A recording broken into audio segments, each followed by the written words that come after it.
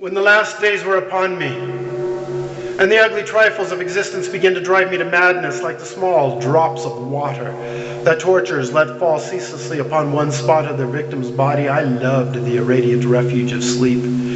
In my dreams I found a little of the beauty I had vainly sought in life and wandered through old gardens and enchanted woods. Once, when the wind was soft and scented, I heard the south calling and sailed endlessly and languorously under strange stars. Once, when the gentle rain fell, I glided in a barge down a sunless stream under the earth till I reached another world of purple twilight, iridescent harbors, and undying roses. And once, I walked through a golden valley that led to shadowy groves and ruins and ended in a mighty wall green with antique vines and pierced by a little gate of bronze.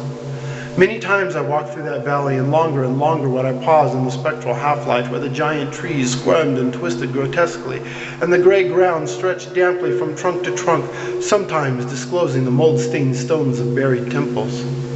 And always, the goal of my fancies was the mighty vine-grown wall with the little gate of bronze therein. After a while, as the days of waking became less and less bearable from their grayness and sameness, I would often drift in opiate peace to the valley and the shadowy groves and wonder how I might seize them as my eternal dwelling place so that I need no more crawl back to a dull world stripped of interest and new colors.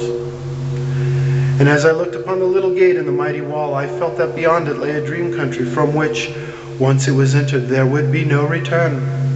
So each night in sleep I strove to find the latch of the gate in the ivied antique wall, though it was exceedingly well hidden. And I would tell myself that the realm beyond the wall was not more lasting merely, but more lovely and radiant as well.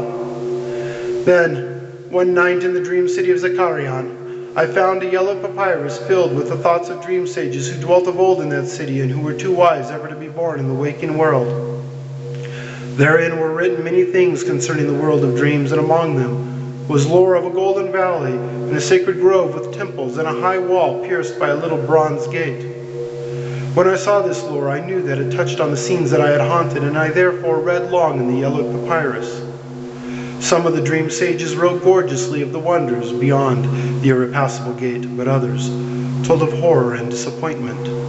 I knew not which to believe, yet I longed more and more to cross forever into the unknown land. For doubt and secrecy are the lure of lures, and no new horror can be more terrible than the daily torture of the commonplace. So when I learned of the drug that would unlock the gate and drive me through, I resolved to take it when next I awakened. Last night I swallowed the drug and floated dreamily into the golden valley and the shadowy groves. And when I came this time to the antique wall, I saw that the little gate of bronze was ajar. From beyond came a glow that weirdly lit the giant twisted trees and the tops of the buried temples, and I drifted on songfully, expectant of the glories from the land from whence I should never return. But as the gate swung wider, and the sorcery of the drug and the dream pushed me through, I knew that all sights and glories were at an end. For in that new realm was neither land nor sea, but only the white void of unpeopled and illimitable space. So, happier than I had ever dared hope to be, I dissolved again into the native infinity of crystal oblivion, from whence the daemon life had called me for one brief and desolate hour.